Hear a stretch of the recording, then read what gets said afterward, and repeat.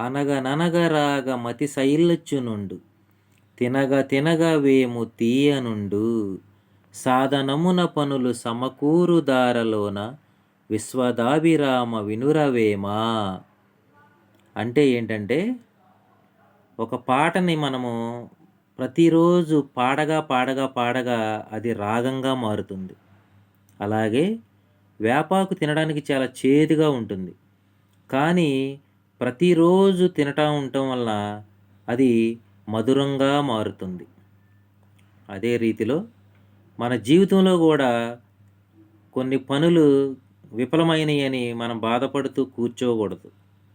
ఆ పనిని మరల చేస్తూ ఉంటే అది సఫలీకృతమయ్యి విజయం మన చేతిలోకొస్తుంది. కాబట్టి తెలుగు అమ్మలాంటిది. చాలా అమృతంగా ఉంటుంది. తెలుగు పద్యాల్ని ప్రేమిద్దాం.